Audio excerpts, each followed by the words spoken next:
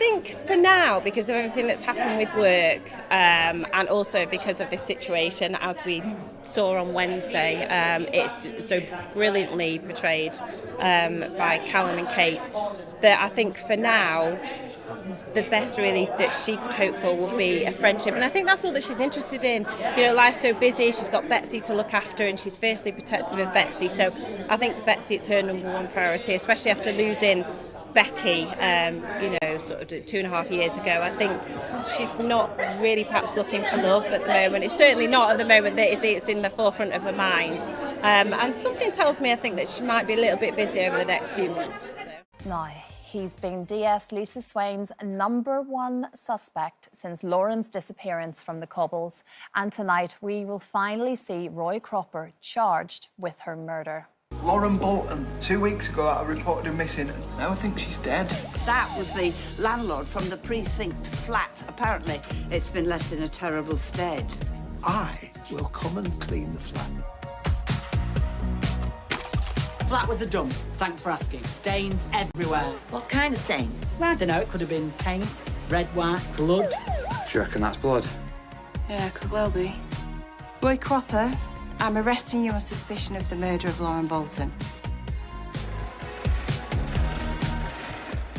Why did he clean the flat? Exactly. It just didn't Why? help the story, did it? Vicky Myers, who of course plays DS Lisa Swain, you're going to give us a bit of an insight here, aren't you? I mean, as far as I'm concerned, unless there's some crazy, bizarre set of events that's about to kick off, Roy is an innocent man. Well, you know, you certainly know how to make me feel welcome here, Yes, don't you? we All do. These t-shirts. Roy Cropper is innocent. Well, is he an innocent man? Well, as far as I'm concerned, right now, there's no body to begin with right now. Doesn't necessarily mean to say he's innocent. There's a whole litany of evidence against him. You know, he's been into the flat, like you said, he's cleaned up, he was meticulous with that. He washed Lauren's bed sheets, he gave her more money than she was owed. So, and then he backtracked on his story because he was saying that he wore rubber gloves the whole time he was cleaning the flat. And then they found fingerprints on, I'll just say a wrapper in case there's some small children watching. So, yeah, he's backtracked on the story. So this evidence is mounting against him. Vicky, you're starting to sound like a real detective here, you know that? I do my research. You do. You absolutely do. But I think Roy is such an iconic character on the street. It is one of those things. It's like the Deirdre storyline all those years ago. It feels like the nation wants just to get behind him. Well, that's it. And I think, and it's rightly so, because David has been, and Roy Cropper has been a huge part of the show, like you said, and he's a legacy character. He's almost like what would you say, a bastion of the community, if you like. And he's much loved, so the public and obviously all the other characters in the street are rallying to his defence. Yeah. But is he innocent? Is he? Well, they're sort of hashing up all of the old stuff as well, aren't they? There was the assault, wasn't there, back in, what year was that? I think it was 2014. 2014. With the cricket bat. Yeah, with Gary Gary Windass. Yeah. And also I think that when I first read the scripts with this, it's quite, it reminded me of the Christopher Jeffries situation, when it was Joanna Yates's murder and the public he was vilified, he was targeted, and to me, it felt like it was the first time that we'd really seen the worst of social media. So it was almost trial by social media with that, and I feel that for Roy, it's coming back to when he first perhaps started on the show and when he was introduced into the street, because it's that creepy cropper and people, because of its eccentricities, really, that people feel that because he's odd, then there's something very strange about him. So there's a possibility that he could have done it. How does it feel acting your role, the central part of the person, sort of trying to bring him down? From an actor's perspective, it must feel great. It's quite exciting brilliant to be part of such a big storyline. Oh, yeah, it is. It's brilliant. And like I said, when I first read it, I thought, this is great. And because, as well, Corrie do this so well in the hard-hitting storylines. You know, they really do bring that to the fore and raise awareness, but also they signpost to organisations that can help. But going back to what the question that you asked, I just love playing her. because I've been really fortunate that I've been involved in so many of the heart-hitting storylines, but in particular this one. Well, I was just going to say, because you were only ever supposed to be there for like 8 episodes, wasn't it? And Yeah. here we are again. I mean, it's been some sort of gritty stuff you've been involved in, just because of the nature of the character, of course. Yeah, so I was brought in for the hate crime storyline with Seb and Nina, and I genuinely did think it was the 8 episodes and that would be it. So I just wanted to do the best that I could, and obviously research and just build up this 3-dimensional character as to who is this woman, why is she a detective, why is she in the police force, and ask those questions. But also to make sure that it wasn't about my character, and to just play with truth and authenticity. And with that, to speak for the victims as well.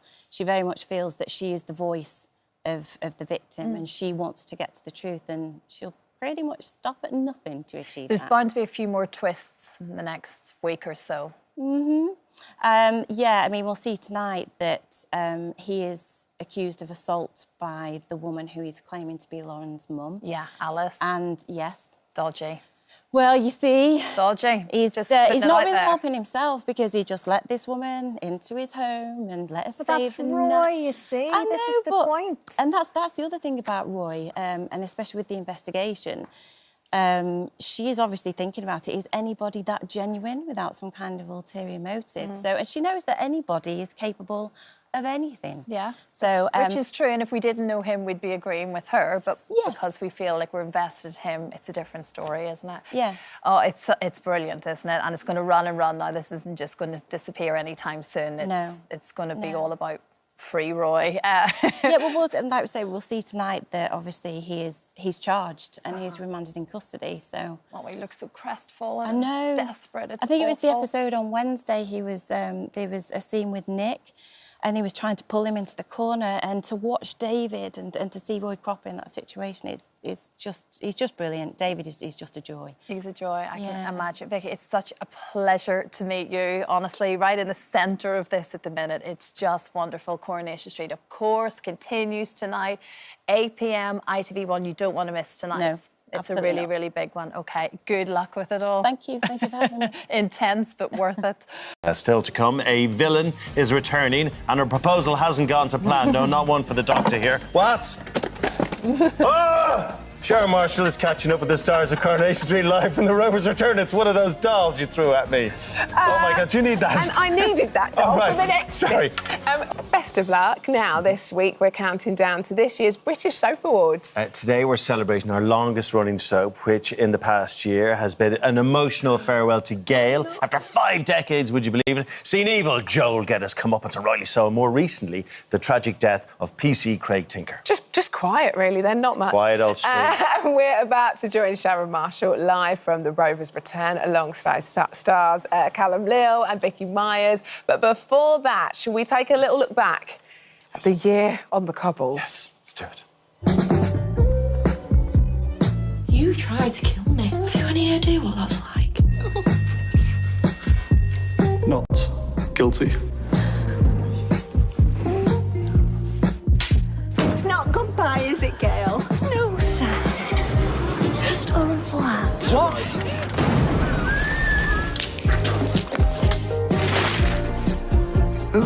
Come to spell me success? Don't bleed on the upholstery! I love you, Paul. And I'm gonna miss you. Chin up. Chesticles out. Mum, you can't say chesticles in church.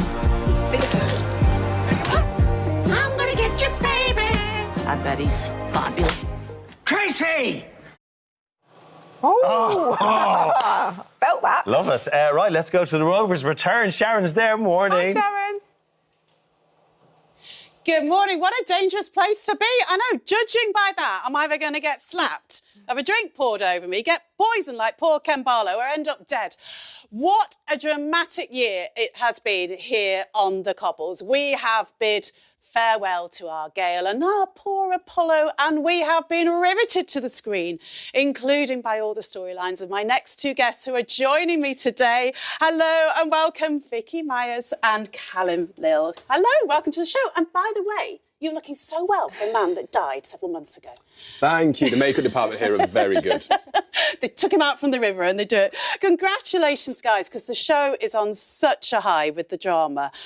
What storylines have you been really admiring on the screen that you'd like your colleagues to be getting awarded for at the weekend? Well, because there's a lot, really, but for me, I think the Mason storyline, you know, it was a standalone episode, and I think because this is something that Corrie does so well in that it holds a mirror up to, you know, sort of communities and society, and everybody was brilliant in it, from the writing to the production, direction, and of course, obviously, the talent that was on the floor. So, yeah. Well, talking of talent, the pair of you are up for 2 nominations at the weekend. I'm going to start with you, Vicky, first of all, with the best partnership. The Swarla fans, they have been rewarded this year, haven't they? You and Ali King, how does it feel to be nominated for your partnership there? Oh, it's brilliant, and to get that sort of the recognition and the acknowledgement is fantastic. So fingers crossed, obviously, on the night it comes good. Let's have a little bit of gossip. So there was a proposal. I mean, she didn't say no, but she didn't exactly say yes. Is there a wedding coming up? Is it love? Oh, it's definitely love. Yeah, it's definitely love. For Lisa, definitely, it's her soulmate. So I think it'd be very nice if we all packed our bags and went to Ibiza. What do you think? I think I'm there to do the behind the scenes, yeah? Come back. I'll be there. Well, I need to ask you a little bit about this, Callum. So, of course, as Joel Deering, you're up for Best Villain. It's incredible. Yeah. I mean, it was how many months ago that he died and he's there on the boat? A long time ago, like coming up to a year. But, I mean, it's amazing, like, such a gift to be nominated for it. And also, especially, like, it means I get to come back and see my friends when we do the awards. So that's the main thing. I do want to talk to you about something, because there has been a rumour that you have been back filming. So is he dead? I couldn't possibly tell you. All I can tell you is it's one episode, and you'll have to stay tuned. Well, however it is, I mean, he looked dead when he went over the edge of that river, so I think, hoping so. Maybe he's going to be back as a ghost, or maybe so. Now, the other story that's coming up is this crossover, like the clash of the universes, Emmerdale and Coronation Street. Would you like to go over there and maybe haunt people over in the Dales? Absolutely. Like, now you say it, it's like, how has this not already happened? It's so, I'm very excited to watch this. What about you? I mean, they've had kidney problems over there as well. I mean, she could go. I mean, she'd probably be really respectful to Joe and go, "Oh, you needed a kidney. I can see why you were doing this." See what's going on here. Is everyone really excited about this idea? Really excited, and like you just said, it's a surprise that it's not been done before. But yeah, we're all really looking forward to it, and it's a challenge as well, and that's what we love doing. So yeah, and getting to work with people who, you know, perhaps we've not worked with before. So. That'd be good. It'd be good. Let's do a little bit of gossip about what might be coming up. Kit, we've seen on screen. Is your colleague there a man that's hiding a lot of secrets? Is she going to find him out? What's going to happen there? I don't know. I don't know if she finds him out. The thing is with it, with the two of them, there is that sort of sibling rivalry, but in the same way for Swain, she feels like she's this, I guess, protector, and after everything that happened with Tinker, she's in a situation where she doesn't want to ever feel that way ever again, and then obviously with Becky, so it's brought everything to the fore. So who knows, just watch this space. Well, let's see. Well, the other space we're watching is to see if you triumph at the Soap Awards at the weekend. Oh, no. I know you've done your high-value Hollywood tight stunts, but don't worry, because we've got the This Morning buzzers for the pub quiz. Glenda's set me onto this. Are you guys ready for the quick-fire questions? No. Yes, we are. What is the brand of crisps that they serve in the Rovers? Dempsey's. That was really hard. I hit that hard. There we go. There we go. Name me the newspaper that we have on the set of Corrie. Weatherfield Gazette. Correct. Leading on bin stories. Tinks died, for goodness sake. You should be covering that without turning around. What colour is Betty's blouse in the picture behind you? Go on. You've got to press your button. Blue. Oh, Blue. You first. Blue. Great. Correct. Oh. Well, she has triumphed on the pub quiz, but will they triumph at the weekend? Yes. I'm going to be taught by Glenda how to pull you a decent pint, Craig. And tomorrow, I'm going to, once I've worked this out, be going over to the dog in Hollyoaks. Good luck at the weekend, guys, and we'll see you there. That's not bad. That's better. Do you know what? That's Bit of a head on improvement. it, We'll to be take that, honest. Sharon. We'll take that. That's better than earlier. Not There on we my go. table. Not my table, Sharon. Thank you, guys. Thank you so much. Right, if you haven't already, you can still vote for your favourite at the Soap Awards on the British Soap Awards website, britishsoapawards.tv. Yeah, voting closes at 5 p.m. on Friday, and you can watch the awards on Thursday, the 5th of June at 8 p.m. on ITV1, STV, and ITVX. Right.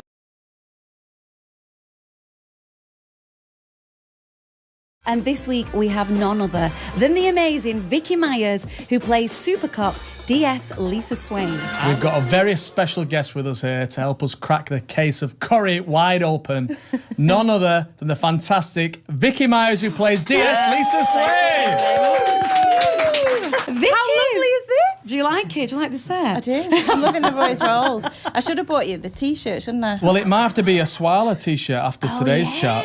Well, we're glad you're here because we're going to cover all the Corrie headlines. Yes. Feel free to jump in if you've got any gossip exclusives. Yeah, exactly. Siege at #1 ends in catastrophe. Dee Dee has a change of heart about her baby's adoption. Stevie Mac canoodles with Cassie, and Tracy is not happy. Hot tub trauma takes Jenny and Daisy to boiling point.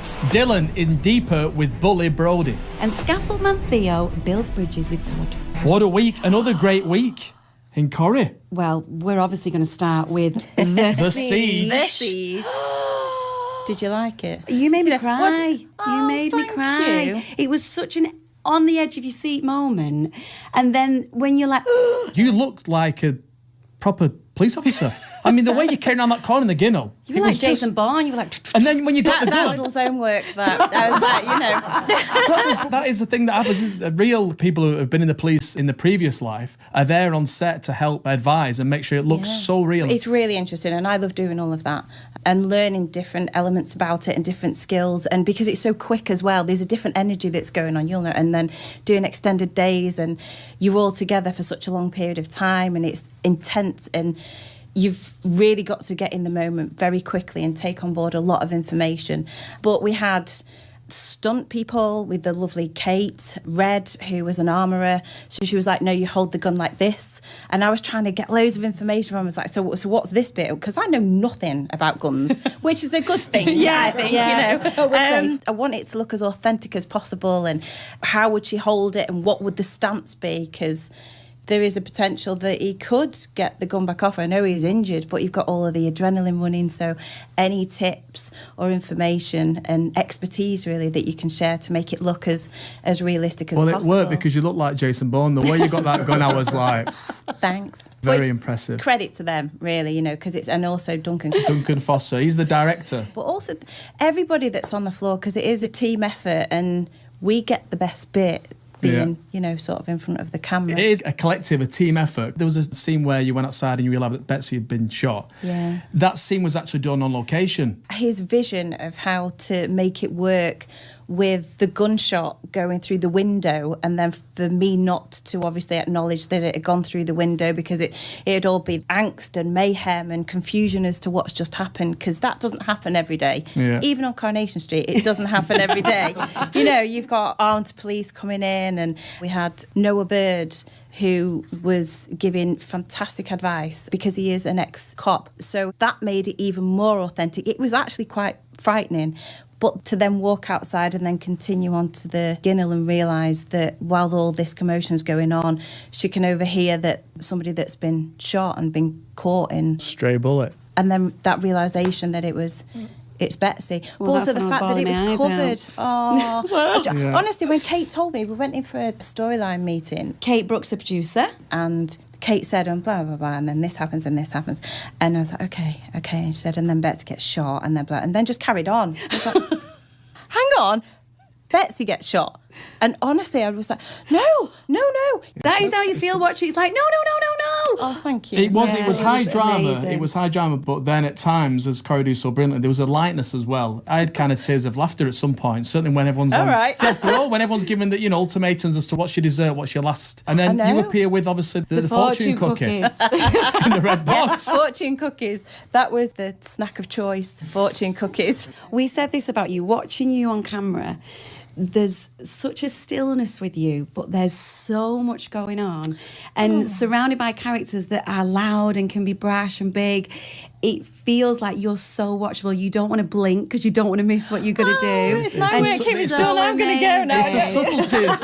It's the subtleties you have in your eyes. You've got the most incredible eye, and you tell so much with your eyes, and it's just compelling. Thank you so much. Well, I'll take that. Well, we've got some more headlines to get go on through. then, So fire let's. away. We've got Stevie Mac Canoodles with Cassie. I mean, this was as soon as Cassie came in, it was just electric. I was thinking, something's going to happen here. Yeah. They're so good together. You just can't help but be excited for their scenes, can you? Yeah, they reappeared, didn't they, in the dressing gowns? Well, it's and just it was quite obvious then. I mean, ridiculous in a funny way. But they are the comedy gold, the two of them, and you know straight away that it is going to be hilarious. But they Very go on a little watchable. emotional journey, don't they? Like, you know, Don't one minute they? they're upstairs. They've got our line of the week this week where Oh, go on. Which Cassie one? and Steve, they make a quick cup of tea. Things escalate, and before you know it, they've gone upstairs. They come back down. She gets the tea, she sips it, she says, still warm. And he says, how warm? Boiling hot.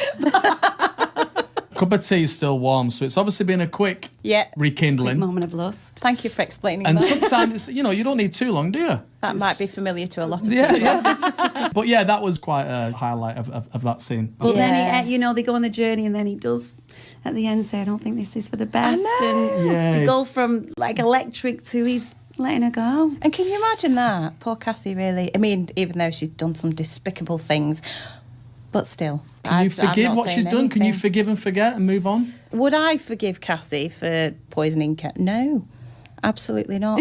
Well, No. next this week we also had Dylan as well, and I was right. I'm not going to say too much on this. I told you so. We had a debate as parents, would you send the phone in? And Kelvin was Yeah, saying, would no. you?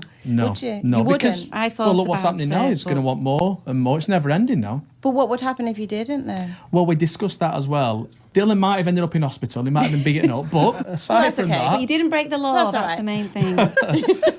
And then we've got scaffold man Theo builds bridges with Todd. Yeah. Mr. Now, Hello. I've got a little I mean- something for you, Kelvin. I didn't say anything. Well, you said it all. This might be baggy on you. This is the top. Is that the vest? That's the that event. Theo wears. I was Yeah. just about to ask. I mean, who wears a vest in March? Theo does. When I saw him in his vest there, his arms are pretty impressive. I think Eileen as well got a bit of a grope at one point, made it. But I've loved that with how that story pans out. First it was the arms, and then next it was his profile picture on the dating app. Yeah. Oh my gosh, I know. There was no warning for that. It just Can came you up. imagine? We weren't How ready did you for that, feel when were you we? saw that?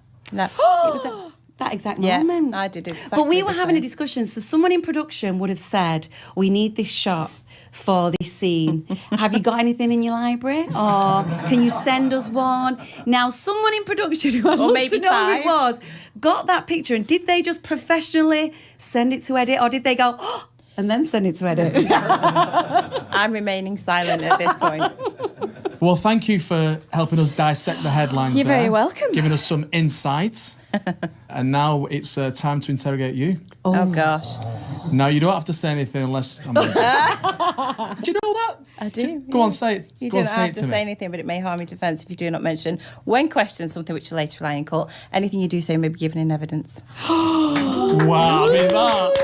Thank you very much. That is impressive. Only because I've said it A so million much times. that I could actually say it in my sleep. But that's a good thing, right? Now we've got you here. We have to mention, I've never known it before, but for a couple in Corrie to get their own name, Swarla, I mean, that is just... I don't think that's ever happened. Did you ever expect that? Is that something that you just took you by surprise? I expected something because I feel that there hasn't been representation on mainstream television, especially for female same-sex relationships. So to get this opportunity to explore that and portray that on screen, I thought, absolutely. But never in a million years did I expect it to be the way it is. And kudos to you and Alison as well, Ali King, who I think that duo, that dynamic is fantastic. So I think you've got to thank yourselves for that, because I think that's a big part of it. But we were thinking of names. We be yeah, as what would we be smart called? if we was Yeah, what would you two be called? Please. It just doesn't quite have the same. That's cool, I mean, I isn't it? wouldn't want to have that on a t-shirt. Swarla, yeah, but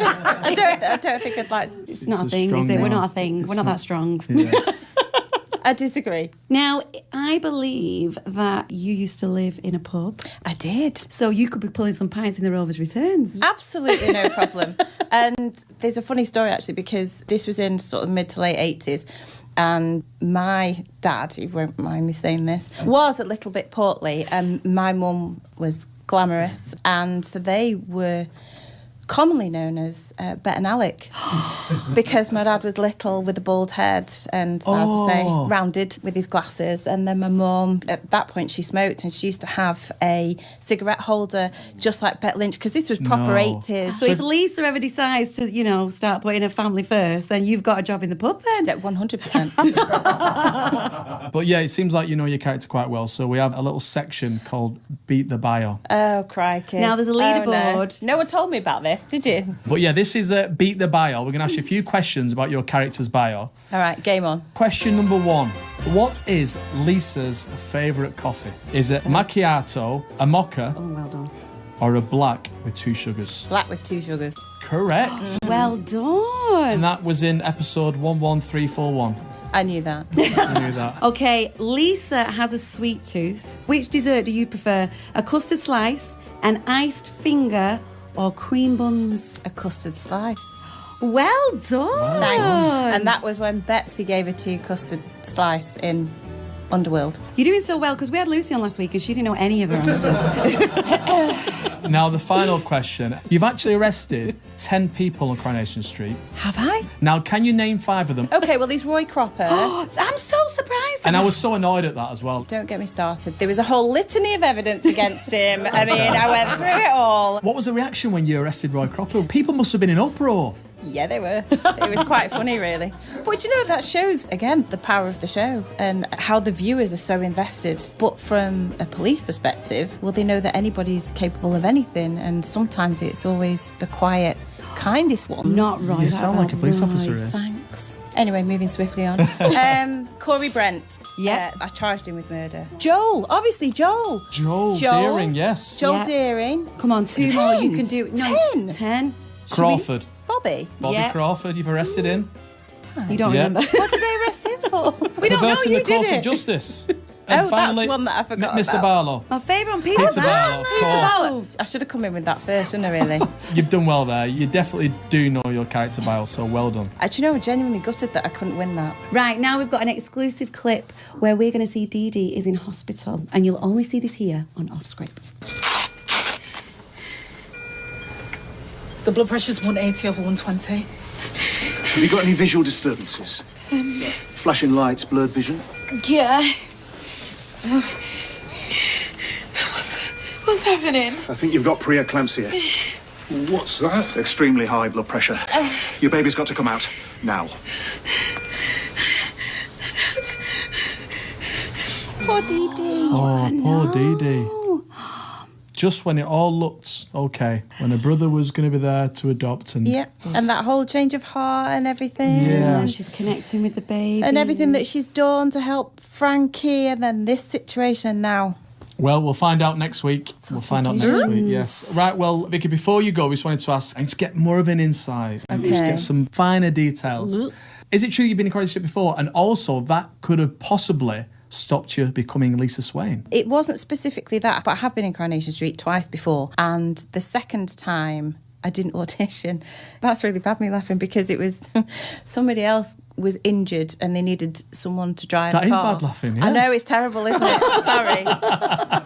It was literally the day before, and it was when photo driving licences first came out, so they needed a paper version and a picture driving licence. So it was a case of whoever was the first to get back to my agent and obviously had a show reel, and then that was that. So the next day I found myself filming with Alan Halsall in Kettlesham, and I was a driver of a vehicle. But what almost stopped me from even being asked to cell tape for Lisa Swain, who wasn't Lisa Swain, she was DS Swain, for 4 episodes, was head of casting. Jenny Radcliffe pulled me to one side when we were casting for Betsy, and she said, oh, you know, this is just quite surreal. I mean, I'm paraphrasing there, but she said, you know, all this is happening, Vicky, and I very nearly didn't bring you in. I didn't ask you to audition for Lisa because you had played a policewoman a couple of times previously. Oh, And right. she just wondered if I'd be interested in doing it. And then obviously at that point it was 3 years down the line. We were then casting for Lisa Swain's daughter, and knowing full well that obviously the relationship was hopefully going to blossom between her and somebody else. And actually it's 4 years ago this week that I did my very first scene on Coronation Street. Going onto the cobbles on that first day, what was the feeling there? What did you feel when you met the cast members? And it was brilliant, but I knew what I wanted to do with her because I only had these 4 episodes, but I asked loads of questions of myself. Why is she this? Why is she that?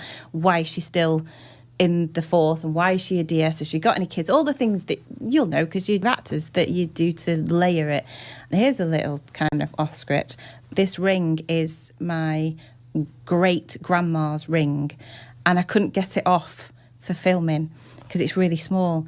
So I thought, she's a single parent, so she's either divorced or I didn't think about being widowed, but she's divorced.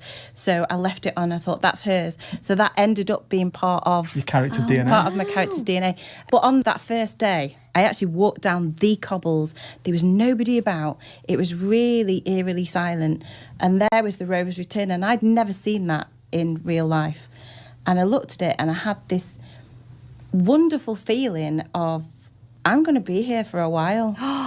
You know, you get the nervous butterflies, but it's not... You felt at home. I absolutely felt at home. Sense of belonging. And I thought, I've known this place all my life. And that's the truth. I have, through my screen, and all of these iconic characters and people that you can relate to and stories that you can relate to. I mean, there are so many stories over... I mean, I don't know it for 65 years, but you feel very much a part of it, even without being in it. Yeah. So to then walk down the cobbles completely on my own, I thought... Surreal. I've got a really lovely feeling about this.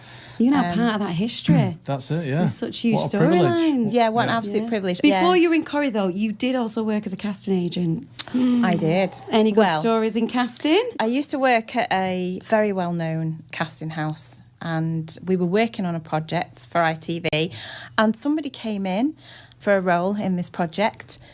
And I was reading in for you. What part was that? It was Cold Feet, and you And she came got in the for gig? Cold, and you got the gig. That was how many years ago was that? That was a long time ago. All thanks to you. Did you get me the job? I think it was all thanks to your wife. I think she was pretty amazing. I think it was you. And congratulations on the show, because this is brilliant. Thank you. Thank you very much. Thank we you. could talk to you all day. Like, we've loved having you. Thank you for being our guest. Thank you for asking Thank me. you, I've really Vicky enjoyed Myers, it. everybody. Thank you. What a chat. That's all for this week, and we'll be back next week for more Sub Chat, and we drop every Friday. Right, well, Heidi, she is the last queen of the salon, and she is the youngest of the 4 sisters in the salon, and she is single mum to the love and pride and joy of her life, Disney, and that name's by no mistake. So, yeah, she's... Heidi is... Well, she lives in a fantasy world. She lives in this fairy tale make-believe world that she created for herself because she's had her heart shattered, really. So she's built this impenetrable bubble that nobody is ever going to hurt her again. And in doing so, she's changed her appearance and tried to keep as youthful as possible. So trying different aesthetics and the big lipstick and the lots of lashes. So she feels that by doing that will make her more beautiful and more accepted to the opposite sex, really. Yeah. That sounds like it was fun. It was actually, yeah. It was a lot of fun, and my hair was a candy floss pink, and it was a bit like a helmet head, really. But it was great fun to create that character, and obviously it was a collaborative job with the execs, and obviously Debbie and Lynn in hair and makeup, and Ellie in wardrobe, and there's a lot of flamingos involved with Hyde, and it kind of is a thread that runs deep because I believe that flamingos mate for life. So I thought it was just swans, but it's flamingos as well. So I think that resonates through, and I think that's quite a lovely thread for her because that's exactly what she's done. So, but yeah, living in a fantasy world of everything's like lovely there, and she just doesn't really pay attention to everything that's going on because it's so chaotic in that salon with the most dysfunctional family that you're probably ever going to meet on the TV. That she's oblivious to it all, and she doesn't want to get involved, and she just tries to not be the peacemaker as such, but she just tries to stay on her own level where she's safe, she's happy there. Yeah. Do you know Manchester well? I do know Manchester. I'm Manchester born and bred, so yeah, I'm a Man City fan as well. So yeah, blue through and through. So what was it like to shoot in you've done plenty of things in Manchester before, I guess. A couple of things, not so much really. So this was the first opportunity that I'd had to film on my doorstep, really, and it was quite a privilege to do so, and in such a huge project with a stellar cast, and to do it on my doorstep in my own home city was just wonderful. And as Kelly said previously, we started shooting shortly after the Manchester bombings, and you know, it was just the most abhorrent, horrible situation to witness, really, not firsthand but the aftermath. But the heart of this city just shone through, and I mean, there was the clip of the lady that sang in St Anne's Square, "Don't Look Back in Anger," and that is the strength of the city, and also the humour that surrounds it. It kind of envelopes us all, and it's kind of like chin up, stay strong, get on with it, and that is why I'm so proud to be a Manc. And obviously it then opened up not just to the rest of the country but to the world, about the Manchester Bee and the worker bee, and where that all resonated from, and the places that you can find in this wonderful city that people really didn't know much about. So because with Manchester they think of Oasis, the music obviously, and then the football, or the other way around depending on which way, you know, which tips box. But also, you know, we've got great places. We've got the Gay Village, Canal Street. We have the Pride, which took place on the bank holiday weekend while we were shooting. But I couldn't go this year because we were shooting. So, but yeah, like Kelly said, Res to Cuba. My daughter's 21, and it's a favourite place to go to in Manchester. So, and then you've got the other side of it. You know, the new we've got 20 stories. I took my mum last week actually for her 65th. So we sat there and then went over to what used to be Harper's on King Street above South. So I know I used to go to South quite a lot. So yeah, I've trawled around Manchester quite a few times. What do you think Manchester looks like? Have you've seen the whole programme yet? I've seen the first episode. So I think it looks fantastic. And well, as Mancs, we are quite protective of our city. So, but without sounding biased, it really shines through, and the whole architecture, the landscape, everything, it's so striking, and it looks so completely different. You know, in the last decade, things have changed so much and developed so much, like the Northern Quarter, for example, where we have the salon, and we actually have the wrap party at Tariff and Dale. So all of it, and we shot some scenes further towards Debenhams actually. So we used as much as we could of the city, and used its uniqueness and its vibrancy and its quirkiness, and we're so diverse and multicultural and accepting, and that really resonates through. It does in the show, because it really is a diverse cast, you know, multi-ethnicity. It's everything really. So it feels very Mancunian. Very, very Mancunian, and obviously being a Manc as well. And the family are Mancunian, and we've got the wonderful Sue Johnston, and Lisa Riley.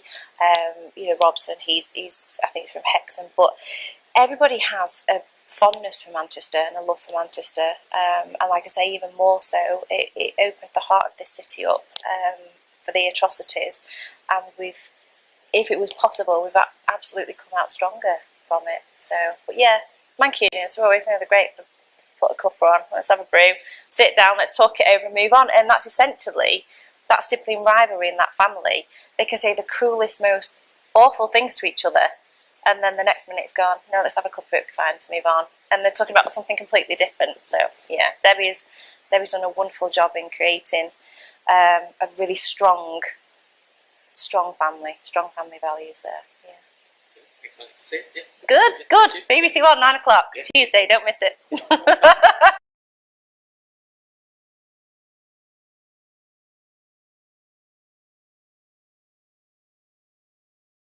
Yeah, I was surprised by that. I think it's really lovely that people are invested in it, and I get some edits.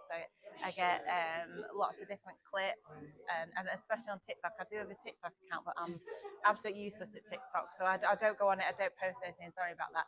but a lot of people either show them to me. Obviously, Sydney, who plays Betsy, she's really good at that.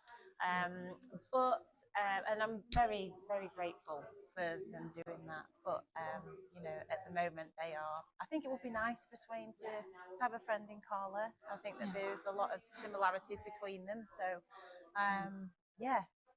Well,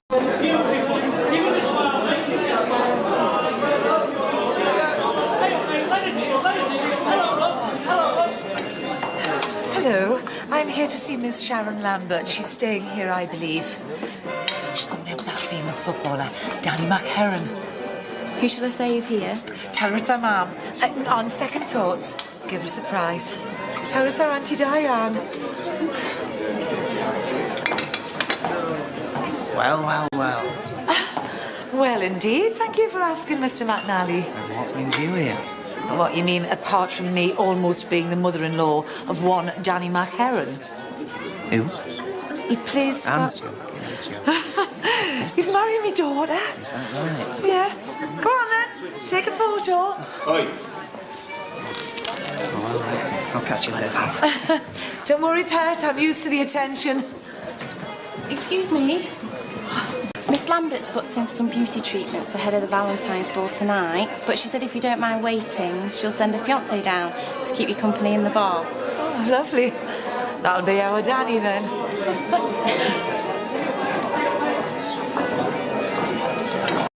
When you look at it, life's all about numbers.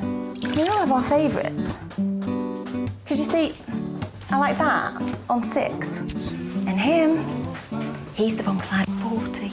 Benson's for Beds 1 to 5 bed firmness rating and unique comfort station make it easy to find a bed that's right for you. I love this one. It's a number 1. Right now in the Benson's for Beds half-price sale, there's an extra £100 off selected beds and free credit on everything over £150. Oh, my God! Dad! I couldn't get to him. I just couldn't get to him. It was too hot. I couldn't get past him. Tried to warn you. Thanks for all your help, mate. We're here now. There's a baby upstairs. Do you want to come with me? Look, I'm fine. Listen, how does anyone survive this? I tried, love. I tried. I know, but we mustn't give up hope, eh? No. Unconscious. Oxygen, quickly. Claire? Claire, can you hear me? OK. We're going to get her onto a stretcher and get her to hospital. Either of you want to come? Yeah, I will. Right, I'll come with you. Can you hear me okay? Yeah, I feel all right. I'd be happier if you were checked out. OK.